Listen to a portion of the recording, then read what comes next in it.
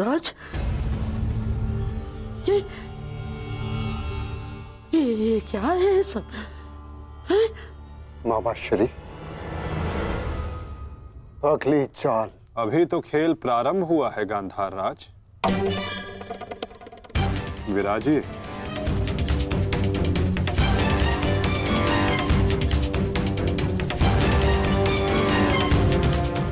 बताइए गांधार राज, अब क्या दांव पर लगाएंगे?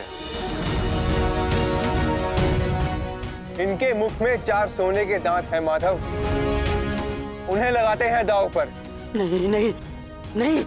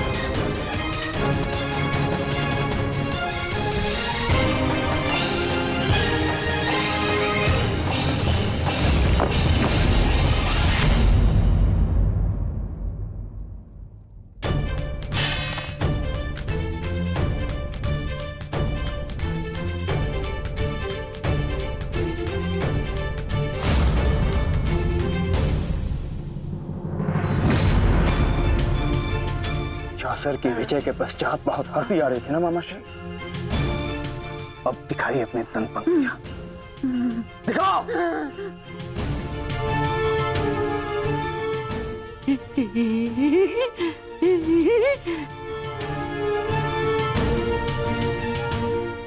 और वो क्या था? साम दाम दंड भेद, युक्ति कपट छल कुचक्र षड्यंत्र।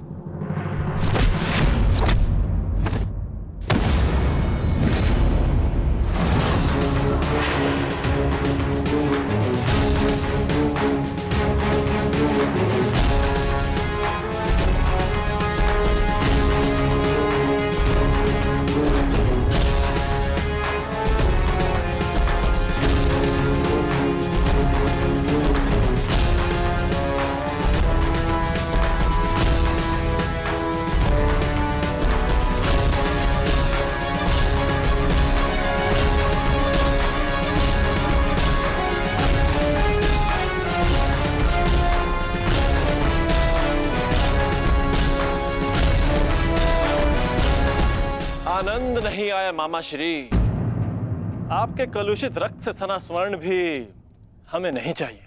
कुछ और दाव पे लगाते हैं। आपका दाहिना हाथ कैसा रहेगा मामा श्री?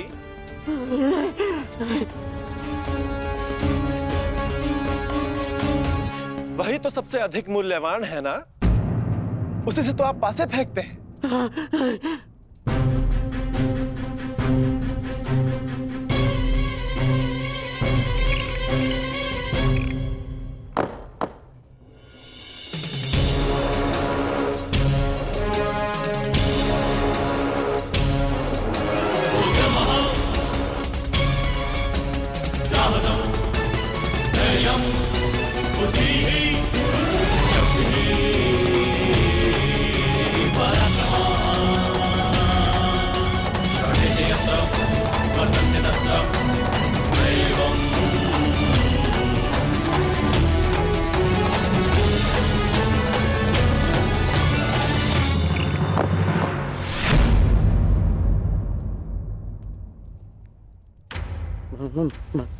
माधव, मुझसे मुझसे भूल हो गई।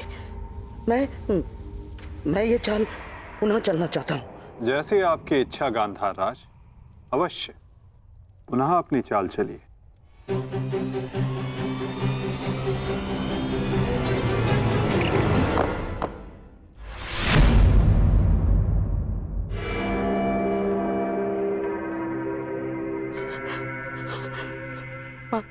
पांचाली, मुझसे भूल हो गई।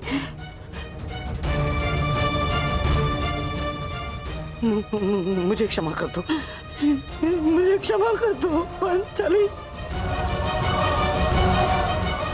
जो आप हार चुके हैं, पहले उसका मूल्य तो चुकाइए मामाश्री।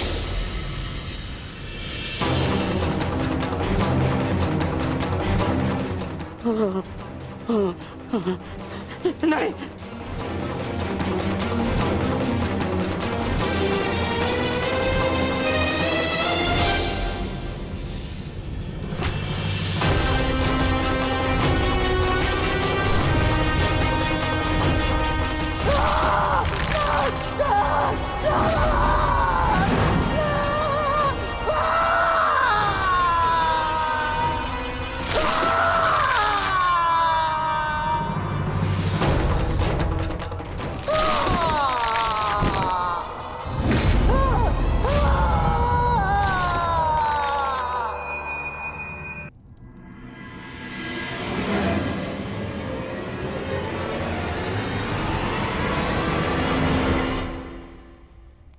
अगली चाल चलते हैं केशव।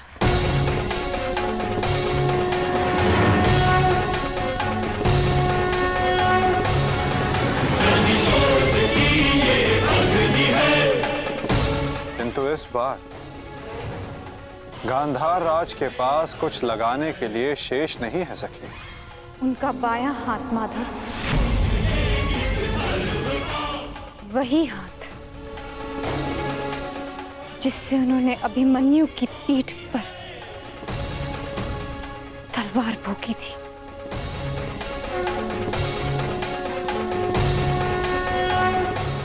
एक और चाल मामाश्री।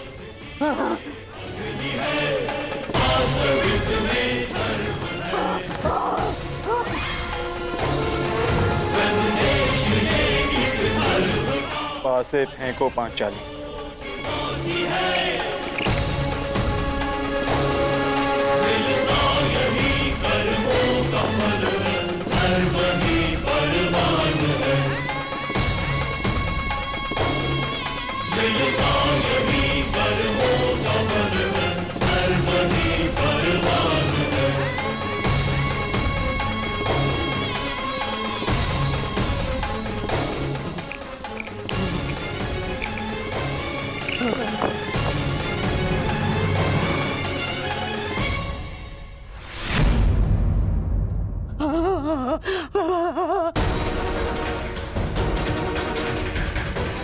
मुझे खेद है गांधार राज,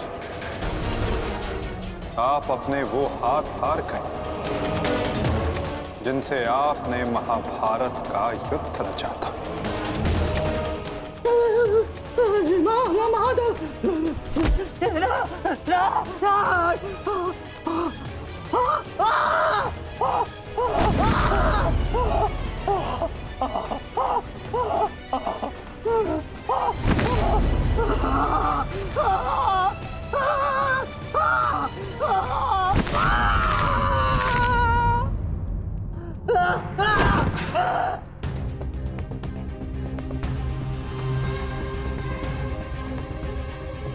इनके हाथों का दोष कम, इनके उस मन, उस मस्तिष्क का दोष अधिक था। उस द्यूत में, उस लाक्षागृह की अग्नि में इनके मन का नाश करो पार्थ।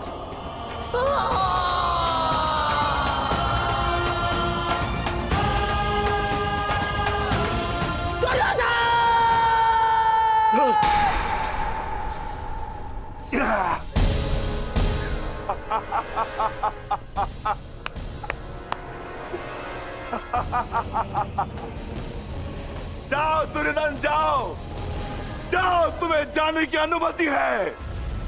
जाओ और जाकर अपने प्रिय महाराष्ट्री को अंतिम विदाई दो।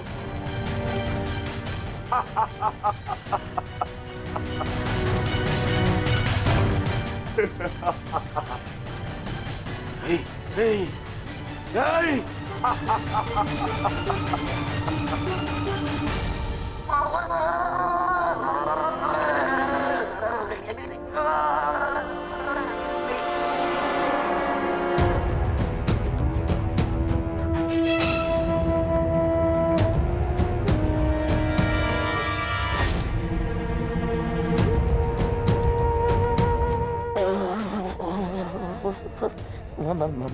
माधव, इतनी पीड़ा क्यों? मुझे इस पीड़ा से मुक्त क्यों नहीं कर देते? जो पीड़ा इतने वर्षों तक आपने पांचाली और पांडवों को दी गांधार नरेश, कदाचित उसके समक्ष आपकी ये पीड़ा कुछ भी नहीं। जो बोओगे वही काटोगे, यही नियति है।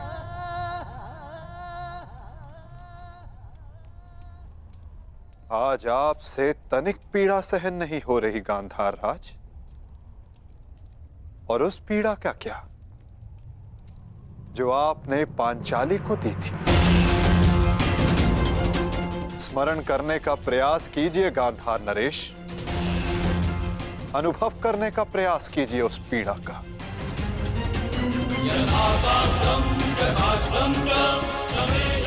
उस भरी सभा में पांचाली के वस्त्रहीन शरीर पर पुरुषों की दृष्टि कांटे बनकर चुभ रही थी।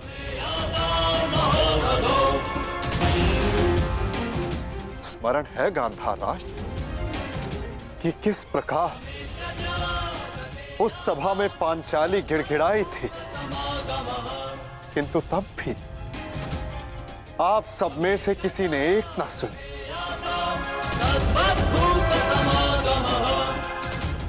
और अब आप चाहते हैं कि हम आपका निवेदन स्वीकार करें गांधार राज। आप वो अधिकार खो चुके हैं।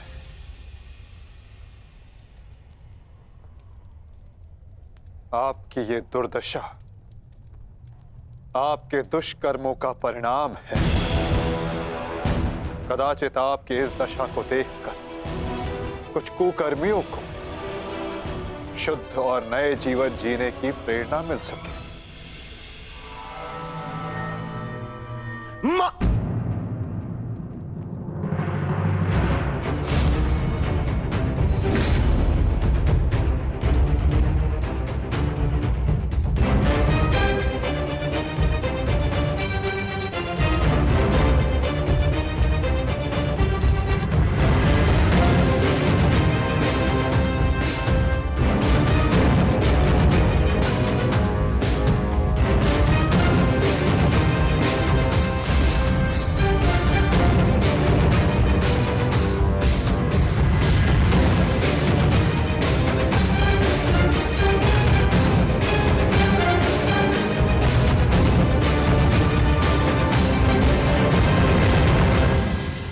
तुम्हारी प्रतीक्षा करेंगे अनुज।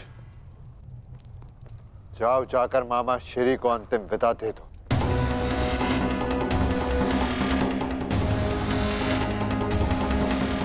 नहीं, नहीं,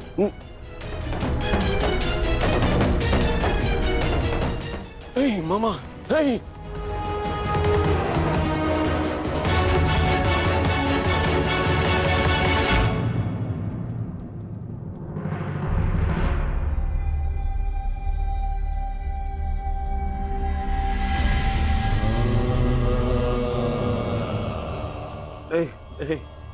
नहीं, नहीं, नहीं, नहीं।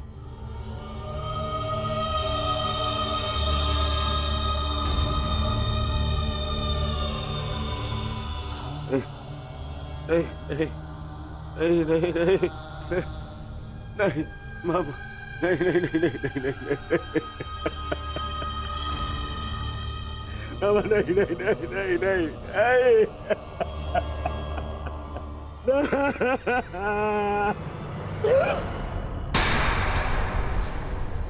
मामा मामा मामा मामा ये क्या हो गया? मैंने अपने प्राण नहीं त्यागे हैं अभी तक। कहाँ थे तुम? मैं यही था मामा, मैं यही था। ये क्या दुर्दशा कर दी है पांडवों ने? मुझे क्षमा कर दो दुर्योधन। मेरा साथ केवल यही तक का था, परंतु मैं प्रसन्न हूँ क्योंकि एक योद्धा ना होते हुए भी एक योद्धा की मृत्यु मिली मुझे। धन्यवाद दुर्योधन। कहीं नहीं जा रहे हैं आप। मैं आपको लेके चलूंगा, कुछ नहीं होगा आपको। आप कहीं नहीं जा रहे। उठिए उठिए उठिए मामा, उठिए उठिए, नहीं जाने दूंगा आपको। नहीं नहीं नहीं, अरे मामा मामा आप ठीक तो है? क्या हो गया मामा? मामा मैं आपकी चिकित्सा कराऊंगा मामा। इसको निकालो इसको। नहीं नहीं नहीं नहीं नहीं नहीं नहीं मामा मामा मामा मामा नहीं मामा नहीं नहीं नहीं मामा। अब कोई लाभ नहीं। नहीं नहीं नहीं। हर मनुष्य का अपना एक विशेष बल होता है। यदि उस बल ने उसका साथ छोड़ दिया तो समझो उसका अंत निश्चित। नहीं मामा मामा नहीं मामा। जैसे अंगराज का बल तो उसका कवच और कुंडल, जैसे मेरा बल था मेरे पास से। अब यदि अंतिम समय में मेरे पासों ने मेरा साथ छोड़ दिया तो अब कोई कुछ नहीं कर सकता दुर्योधन। नहीं नहीं नहीं नहीं मामा। अरे ये जिस गांधार नरेश की नीति से सारा भारतवर्ष कांपता है, इतनी निर्दयता से उसको मारा इन पांडवों ने। हाँ क्या हाल कर दिया है तुम्हारे और बाकी सबके ऊपर। अत्याचार इन पांडवों ने किया है, उसका प्रतिकार आपका भांजा लेगा मामा। पैसे छोड़ दूंगा मामा। नहीं दुर्योधन, वास्तविकता तो ये है कि मेरी ये दशा मेरे ही निर्दयी कर्मों का फल है। इस आशा का कारण केवल और केवल मैं स्वयं हूँ। और फिर भी मैं तुम्हें विजयी देखना चाहता हूँ दुर्योधन। तुमने बचपन से मेरी हर बात सुनी और मानी भी, और आज भी तुम्हारे हित के लिए एक बात करना चाहता हूँ तुमसे। बोलो बाबा। दुर्योधन चले जाओ। आपको छोड़ के कहाँ? नहीं कहीं नहीं जा रहा।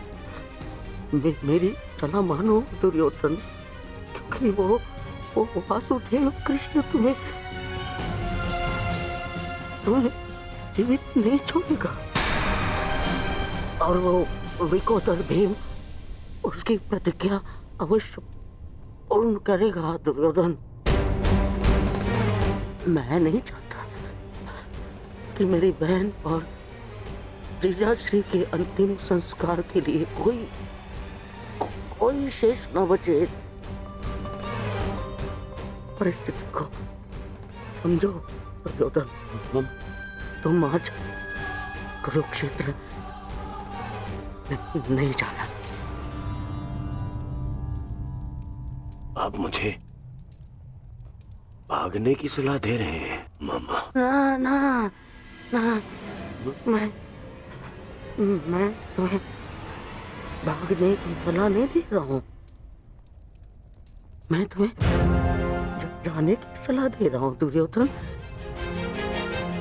यहाँ से जाओगे तो जीवित रहोगे, और यदि जीवित रहोगे तो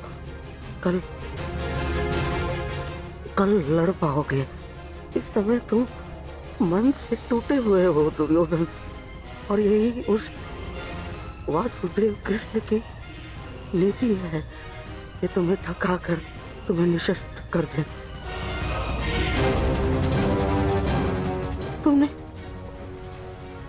तुमने सोचा नहीं कि कैसे पांडव एक एक करके अलग तुमसे युद्ध कर रहे थे ताकि तुम थक जाओ।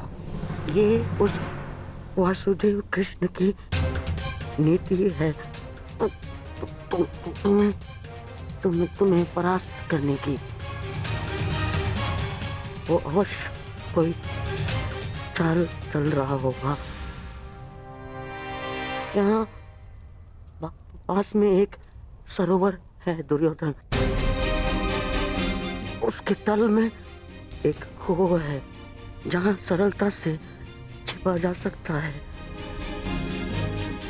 वहाँ जाओ, विश्राम करो और अपनी शक्ति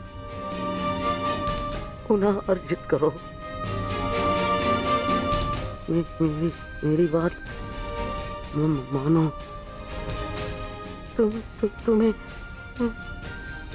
तुम्हें मेरी सौगंध। सरोवर में जाओ, अपने मामा की अंतिम इच्छा का पालन करोगे ना? अपनी मामा की अंतिम आज्ञा का पालन। हाँ मामा, मैं आपकी अंतिम इच्छा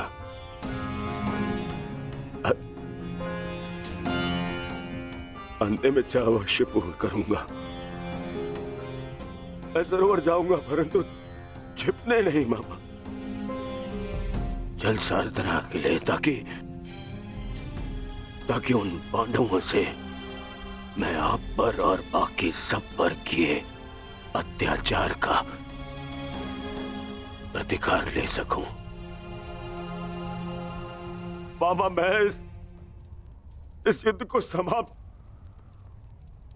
अवश्य करूंगा। आपका ये भांजा इस युद्ध को समाप्त करेगा। प्रसन्न रहो।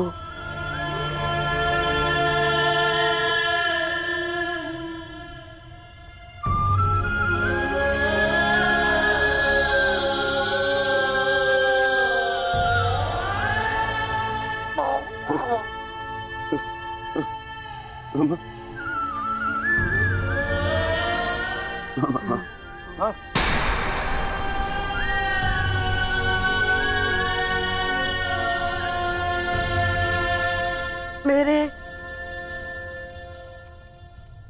होने वाले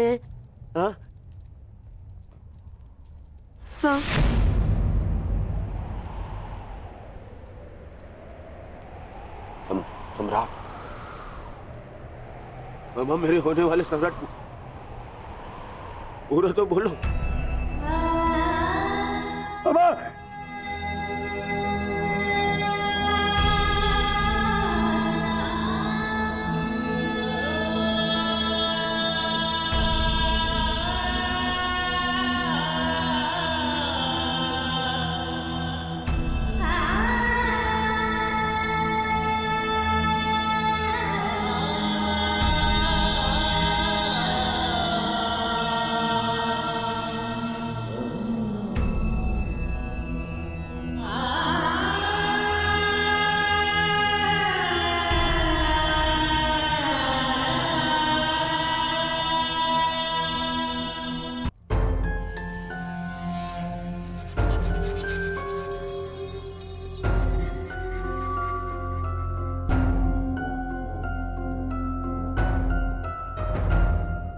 हमें बहुत विलंब हो रहा है युधिष्ठिर। दुर्योधन को गए बहुत समय हो गया है। अब दुर्योधन को बाहर बुलाने का समय आ गया है। प्रतीत होता है कि अपने अंत से डर के भाग गया है वो कायर। इसका अर्थ युद्ध समाप्त हुआ। परंतु ज्येष्ठ, मेरी प्रतिज्ञा तो पूर्ण होना भी शेष है।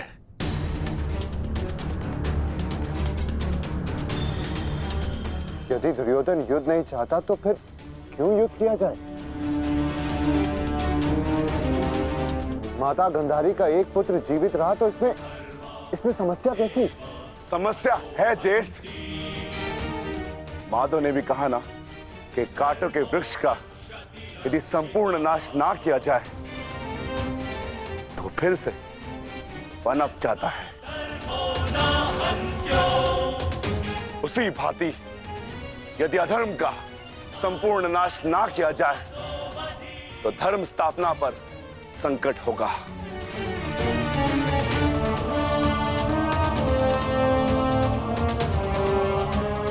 आपको हो क्या गया ज्येष्ठ? हमारे साथ हुए अन्याय को इतना शीघ्र मत भूलिए। क्या आप भूल गए पांचाली के अपमान को? क्या आप भूल गए हम सब की प्रतिज्ञाएं?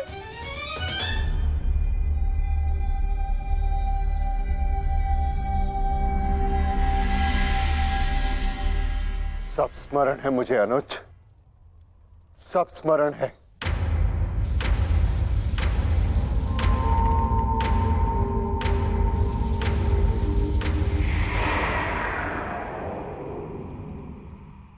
परंतु मुझे तुम्हारी चिंता है।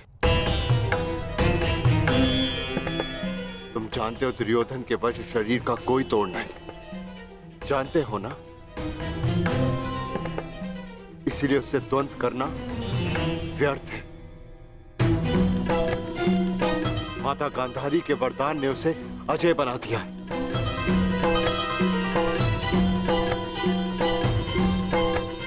यदि तुम्हें कुछ हो गया तो मैं स्वयं को कभी क्षमा नहीं कर पाऊंगा अनुज। जानता हूं ज्येष्ठ, मैं सब कुछ जानता हूं, परंतु मुझे उसकी चिंता नहीं। धर्म स्थापना पर निकले हैं तो बलिदान देना होगा।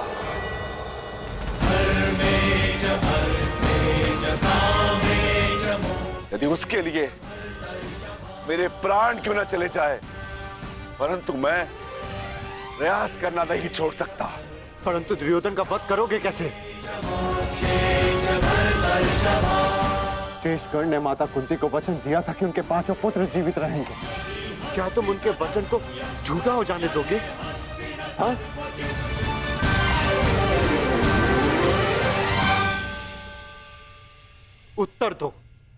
उत्तर दो भीम, कैसे परास्त करोगे दुर्योधन को? जोड़ पर से प्रत्येक वस्तु दुर्बल होती है धर्मराज। दुर्योधन की जंघा और उसकी कमर का जोड़ अभी भी मानविक है।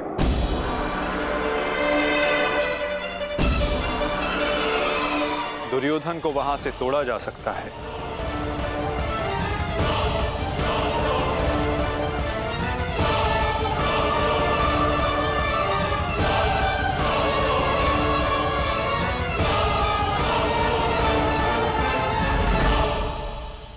परंतु यह अधर्म होगा माधव। इस समय धर्म की मांग, कदाचित यही अधर्म है धर्मराज। दुर्योधन का अंत धर्म की मांग है।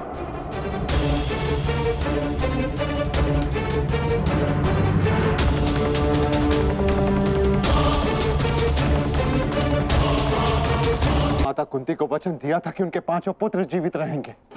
क्या तुम उनके वचन को झूठा हो जाने दोगे? हाँ? उत्तर दो भीम, कैसे परास्त करोगे दुर्योधन को? जोड़ पर से प्रत्येक वस्तु दुर्बल होती है धर्मराज। दुर्योधन की जंघा और उसकी कमर का जोड़ अभी भी मानविक है।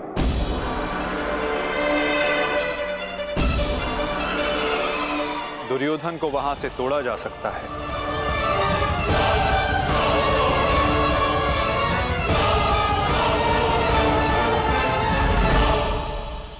परंतु यह अधर्म होगा माधव।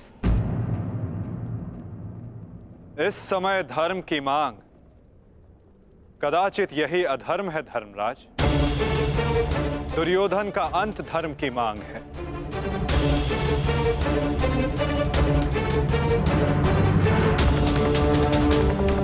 परंतु माधव, युद्ध के लिए दुर्योधन का प्रस्तुत होना भी आवश्यक है।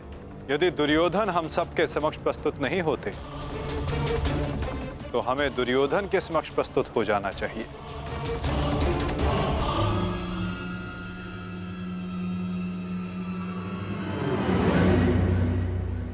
शिविर के भीतर जाने का समय आ गया है।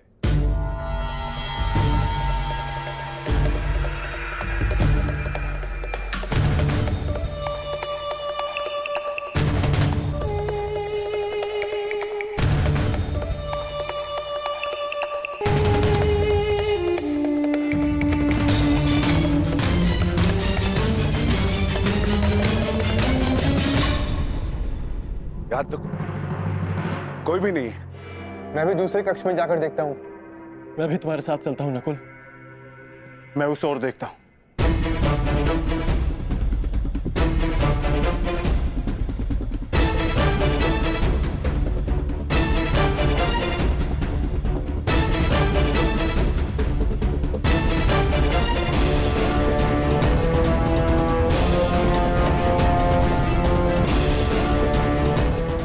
माधव, दुर्योधन कहीं नहीं मिला। अब हम क्या करें? रक्त और पाप अपने चिन्ह छोड़ ही जाते हैं पार्थ। और यदि रक्त एक पापी का हो तो वो कभी नहीं छिपते।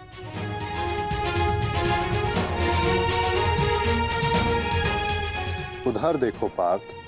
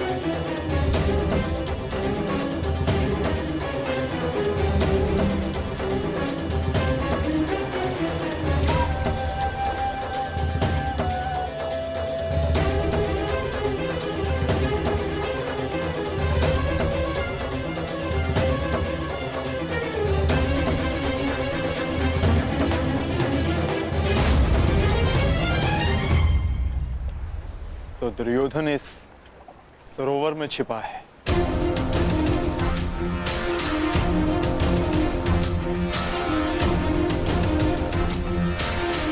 आवाहन दो विकोदर।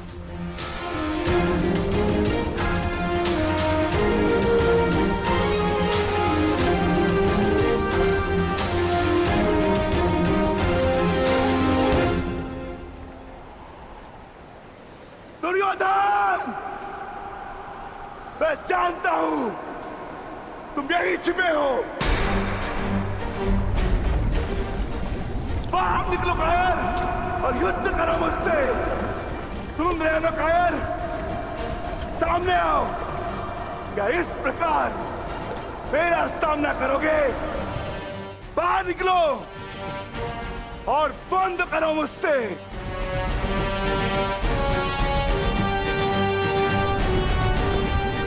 आज तुम्हारे मामा श्री तुम्हारा साथ छोड़कर चले गए और शीघ्र ही मैं तुम्हें उनके पास भेज दूंगा।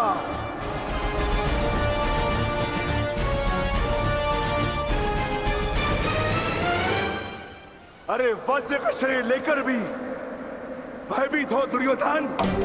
महारथी कर्ण को अपना मित्र कहते हैं ना, किंतु आज यदि कर्ण तुम्हें इस दशा में देख लेते तो उन्हें भान हो जाता कि उनका मित्र एक शूरवीर योद्धा नहीं, बस एक कायर है। और उन्हें लज्जा आएगी उस क्षण पर जिस क्षण उन्होंने तुम्हारा साथ देने का निर्णय किया।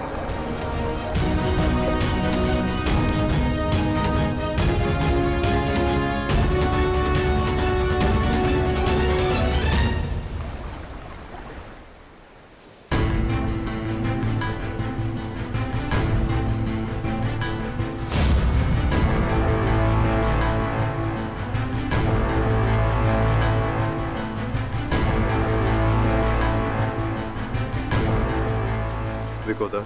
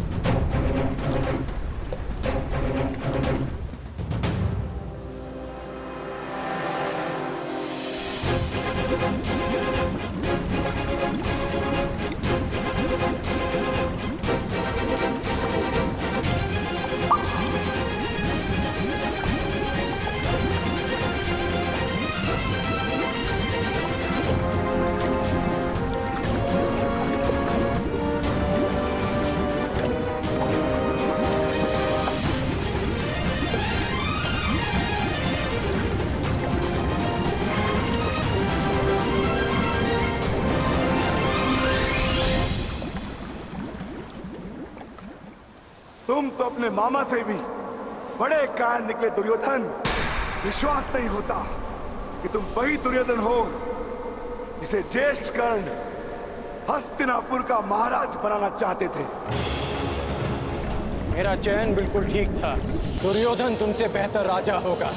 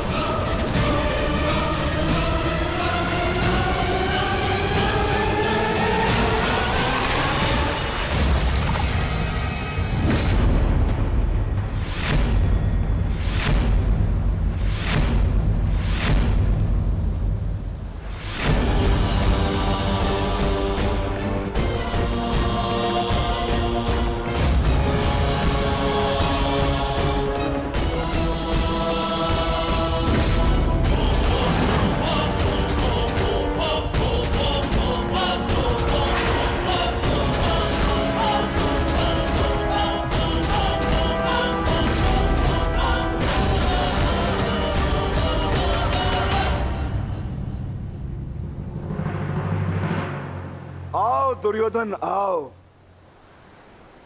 स्वागत है तुम्हारा। एक क्षण के लिए ऐसा लगा कि तुम इसी भांति सदैव छिपे रहोगे। मुझ मुझे तुमसे छिपने की आवश्यकता नहीं है भीम, क्योंकि मेरा शरीर वज्र का है। स्मरण है ना, कुछ समय पूर्व क्या दुर्दशा की थी मैंने तुम्हारी? स्मरण है?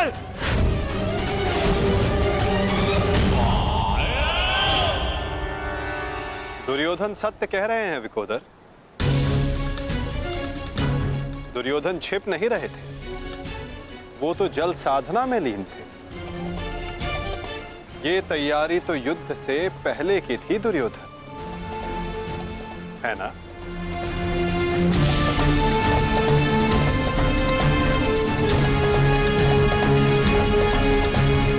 अद्भुत।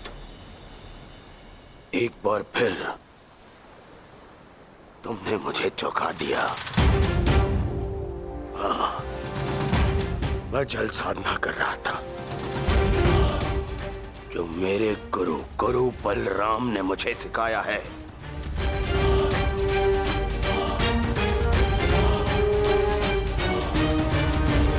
आशा करता हूं कि मुझे विलंब ना हुआ हो। जो चाहे साधना कर लो दुर्योधन, परंतु आज तुम्हें मुझसे कोई नहीं बचा सकता। बड़े निश्चित हो मेरी मृत्यु को लेकर।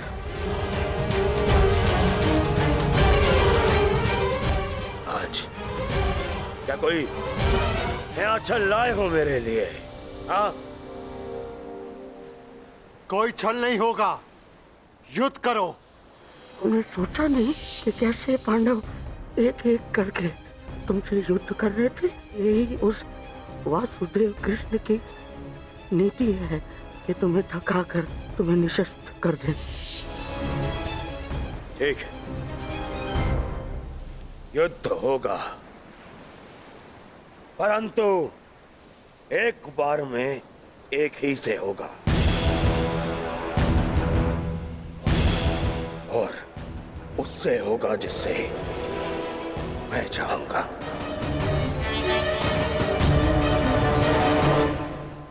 स्वीकार है।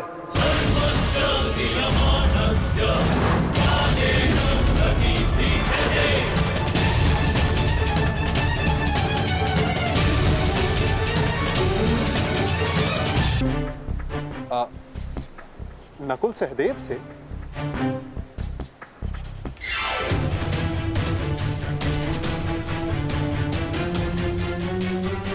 हाँ, उचित है। नकुल तुमसे दुर्बल है, तो उसको परास्त करना तुम्हारे लिए सरल होगा। और सहदेव ने तो तुम्हारे मामा श्री का वध करके अपनी प्रतिज्ञा पूर्ण की है ना? किंतु ये चुनाव करने से पूर्व एक बात सदा स्मरण रखना दुर्योधन, कि नकुल सहदेव का एक प्रहार तुम्हारे 100 प्रहारों से अधिक स्मरणीय होगा, और नकुल सहदेव को तुमसे कहीं अधिक सम्मान मिलेगा। हाँ, कदाचित इस द्वंद्व में, इस महाभारत में तुम भले ही विजयी हो जाओ, किंतु सदा के लिए तुम अपना मान, सम्मान और यश खो बैठोगे दुर्योधन।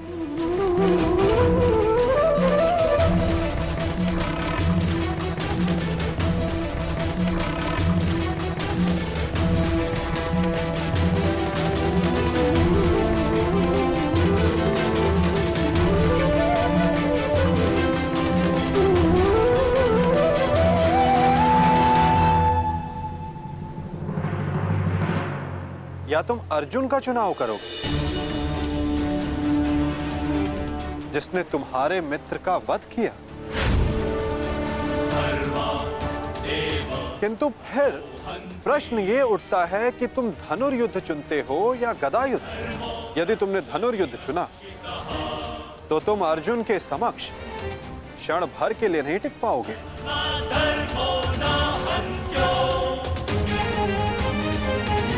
और यदि तुमने गदा युद्ध चुना तो समस्त संसार तुम्हें इस अन्यायपूर्ण चुनाव के लिए सदा धिक्कारता रहेगा।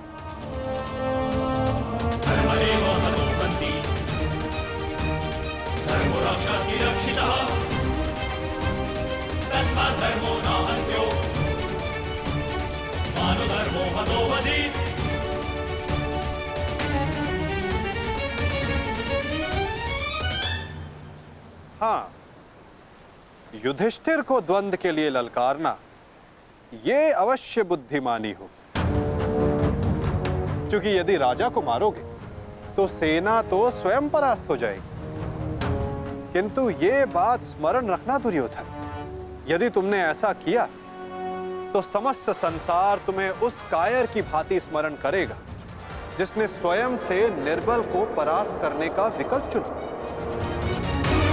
तुम्हारा है दुर्योधन।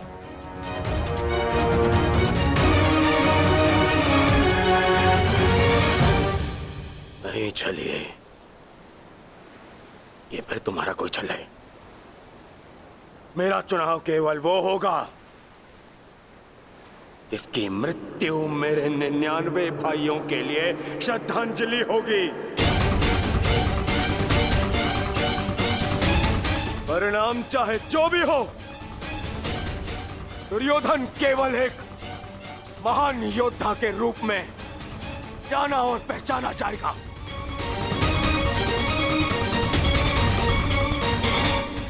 मैं दुर्योधन द्वंद्व के लिए भीम को चुनता हूं।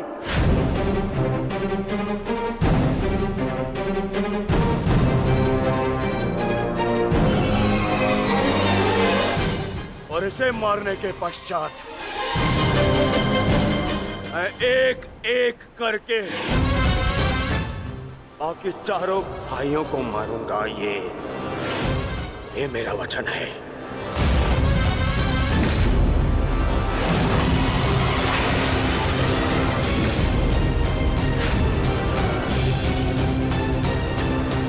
तो प्रतीक्षा किस बात की है दुर्योधन? अब समय ही बताएगा कि तुम मुझे मारकर अपने 99 भाइयों को श्रद्धांजलि दोगे या मैं तुम्हें उनके पास पहुंचा दूंगा।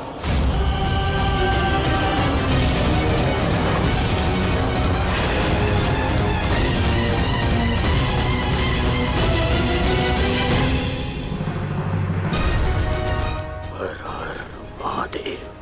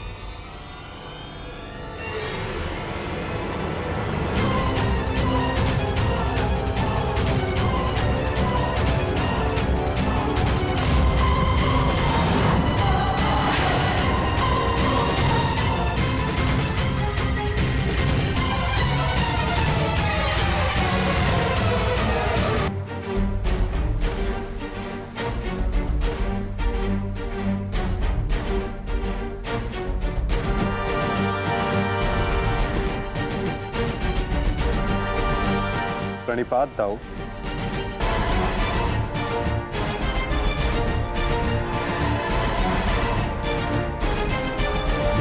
प्रणिपात गुरुदेव।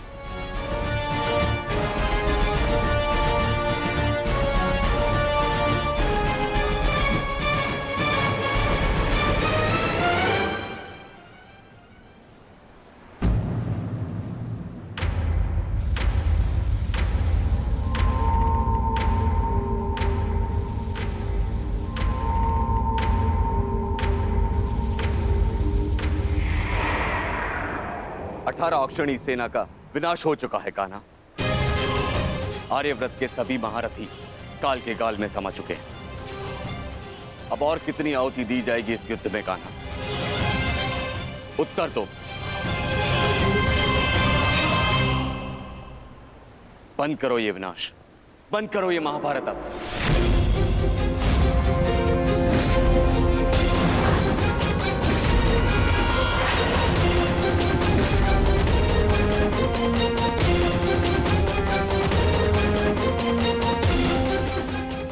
नहीं गुरुदेव,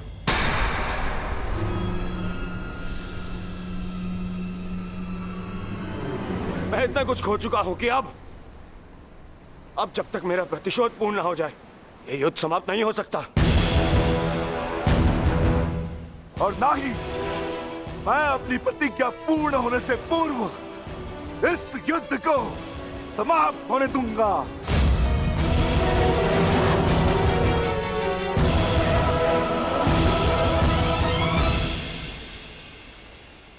तुमने जो प्रतिज्ञा दुर्योधन के लिए ली है, अब उसका पूर्ण होना असंभव है।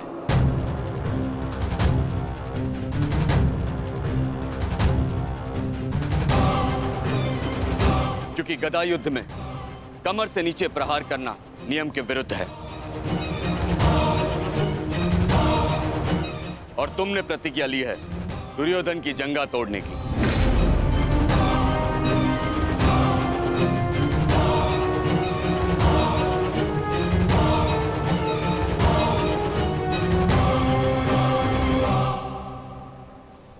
कैसी अनीति दाऊ।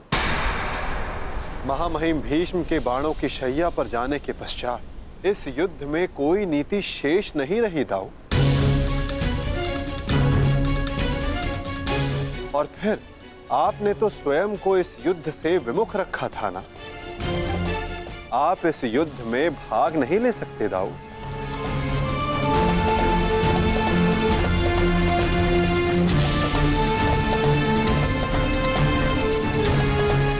ये युद्ध धर्म स्थापना के लिए है दाऊ। मैं यही तो देखने आया हूं कान्हा कि इस धर्म स्थापना की युद्ध में कोई अधर्म ना हो।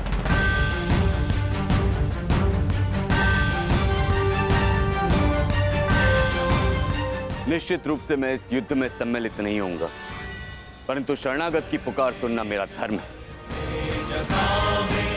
मैं नहीं चाहता कि कल को संसार ये कहे कि यदुवंश के कान्हा के होते हुए अधर्म हुआ।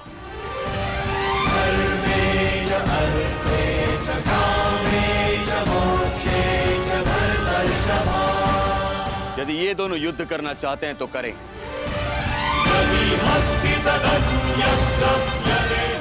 इस युद्ध का निर्णायक मैं बनूंगा।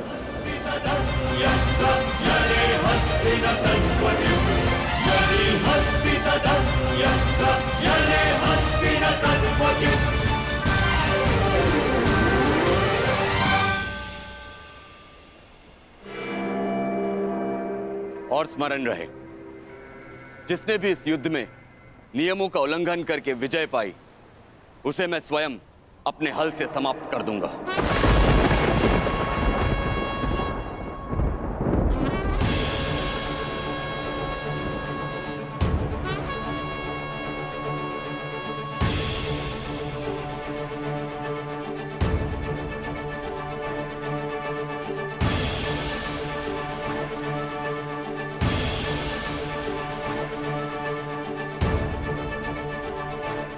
नियम वही होंगे जो गदा युद्ध में लागू होते हैं।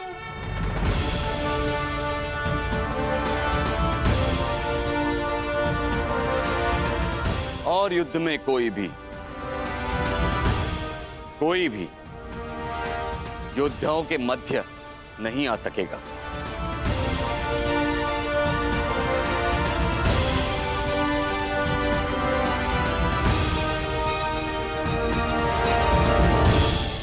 इस द्वंद्व का विजेता इस युद्ध का विजेता माना जाएगा।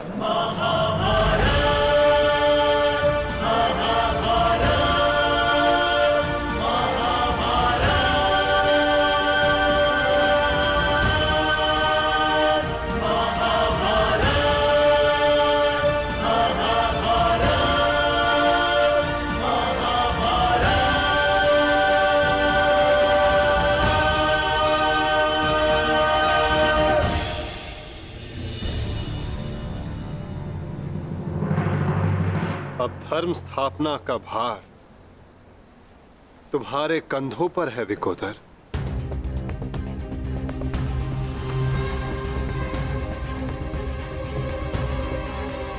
यदि मेरे कंधों पर कोई भार है तो केवल मेरी प्रतिज्ञा का, जिसे मैं अवश्य पूर्ण करूंगा।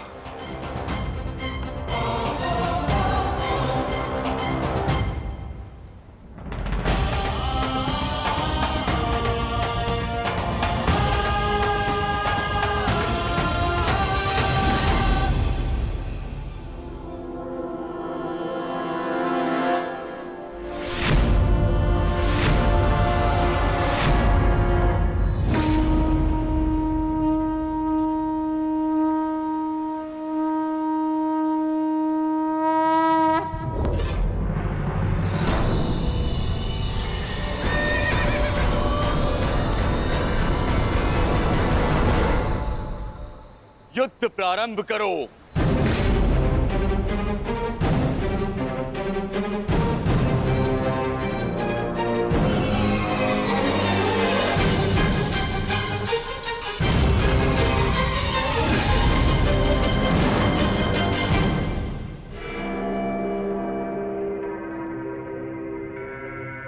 अब विजय और पराजय इस द्वंद्व पर निर्भर करेगी महाराज।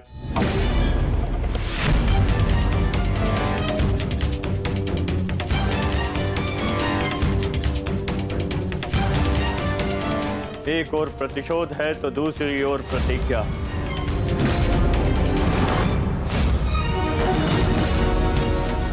गुरुकुल के दो सर्वश्रेष्ठ गदाधारी आज एक दूसरे के विरुद्ध खड़े हैं महाराज, और महाबली बलराम निर्णायक है महाराज।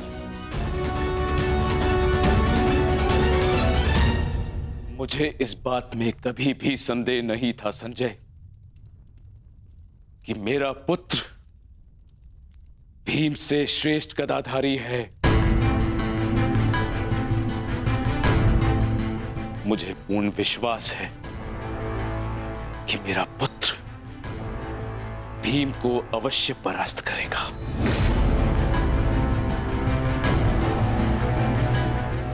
परंतु मुझे चिंता थी तो केवल वासुदेव की, कि कहीं वो किसी प्रकार का छल ना करे। परंतु अब गांधारी के वरदान फलस्वरूप न भीम दुर्योधन का कुछ बिगाड़ पाएगा, और हलधर बलराम के मध्य में उपस्थित होने के कारण वासुदेव भी हमारे पुत्र के साथ कोई छल नहीं कर पाएंगे। हस्तिनापुर में उत्सव की तैयारी करो। मेरा पुत्र इस संसार का सबसे बड़ा युद्ध जीत कर आने वाला है। हाँ, तैयारी करो।